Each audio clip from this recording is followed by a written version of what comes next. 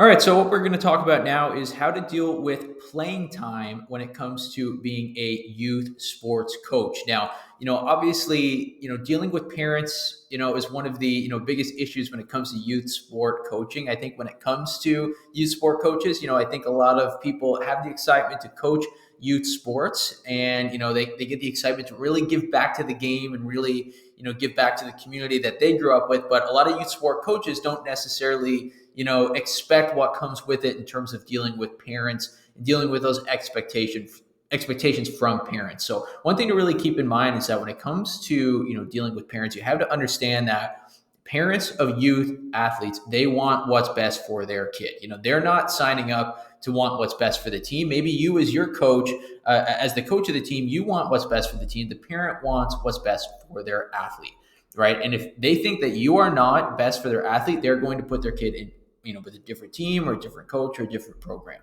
So that's something to keep in mind. So you have to understand, keep that in mind that every single, conflict, every single issue that there will be brought up, when it comes to, a parent of a youth athlete, it's always because they're looking out for their athlete first and foremost. So it's important to keep that in mind, number one.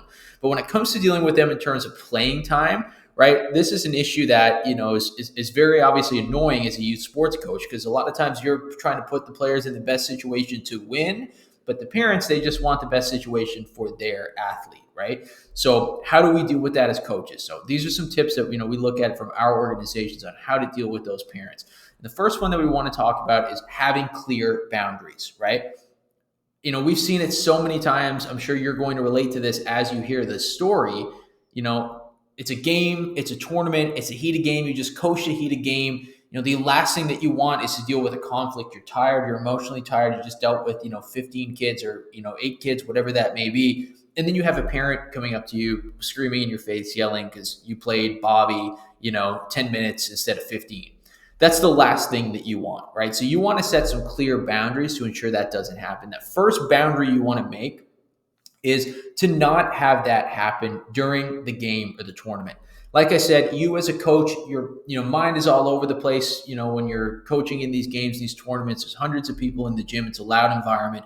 The last thing that you want to do is deal with a conflict of a parent, screaming in your face about their kid, right? So what we do in our organizations is we implement a 24-hour rule, 24 hours after that game or tournament, to take it offline. And that's when we deal with any, parent conflicts when it comes to something like playing time.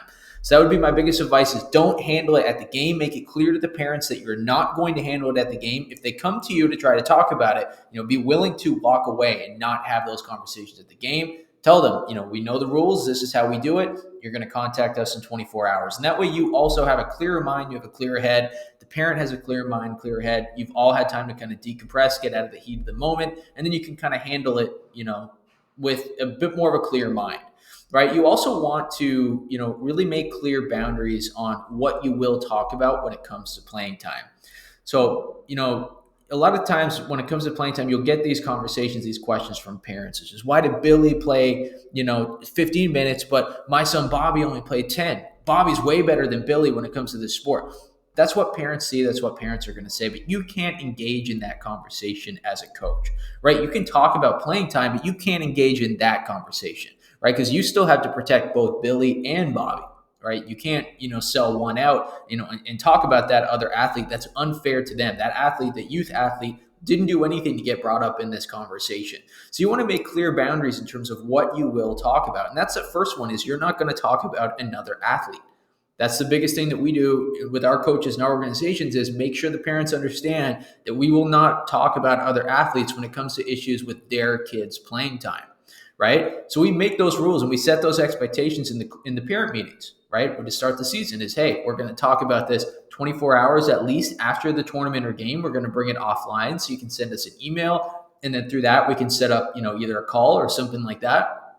And we're not going to talk about other athletes. What we will talk about is, what can my athlete do to get better? What can my kid do to get better, right? So if you're mad that, Bobby only played, 10 minutes last night and you want him to get to 15, that's what we'll talk about. How can Bobby get to 15? What can Bobby do to improve his minutes, right? What can Bobby do to, start taking those next steps in his game? So those are the only conversations that, we really recommend our coaches to engage in when it comes to playing time. Is you don't, again, want to sell out another athlete that's on your team that didn't really do anything to get brought up in this conversation, right? So we're not going to talk about, why, this particular player, played more minutes or not. We're going to talk about your athlete, what they can do to get better, maybe what they haven't been doing up until this point, and why those minutes are there for them, but what they can do to start taking those next steps in the game. And that kind of steers the conversation away from, the specifics of that game and,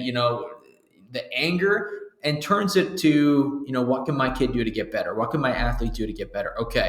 Okay, we'll take notes here. We'll take notes here. We'll take notes here. And that, conversation isn't always met with positivity from the parent at first, but you have to stand your ground as the coach and not engage in some of these inappropriate conversations that, would be inappropriate to your team, would be inappropriate to the other players on the team.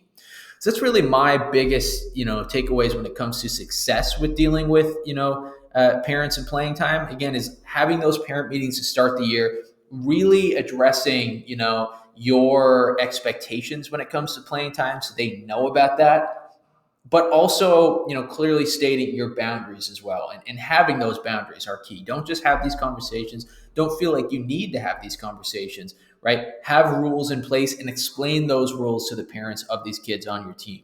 The biggest rules, like I said, we're going to talk about it offline in 24, to 48 hours. You can send me an email. We can talk about it there or set up a call, right? And, I'm not going to have conversations about other athletes, right? I'm not going to have conversations about why this one played more and that one played less and all these things. But what I will talk about is how your athlete can improve, how your athlete can get better. And honestly, from doing it like this, I've seen a lot of success. I've seen a lot of, parents have to kind of tame down a little bit. Now, they don't always like it. Like they said, a lot of parents just want to rant off to you. They see you as the bad guy or the bad woman who's, stopping their kid right now from playing. But again, it's on you as the coach to kind of turn down the volume a little bit and, really, bring it back to a mature, comfortable environment for both the kids and the parents. All right, folks, I need to quickly stop right there before we move into our next topic to mention that right now, 97.1% of our daily viewers are not subscribed to our channel. So that means if you are one of these people, if you are one of these 97.1% who are not currently subscribed but are watching this video, it would be greatly appreciated if you could take the time real quick to hit that subscribe button. It will help us continue to make content like this, continue to make basketball plays for other coaches, basketball drills for other players, and basketball, everything that, both players and coaches and organizations alike can use. So again, if you could really quickly take the time to hit that subscribe button, it'll just take 2 seconds. It would be greatly appreciated.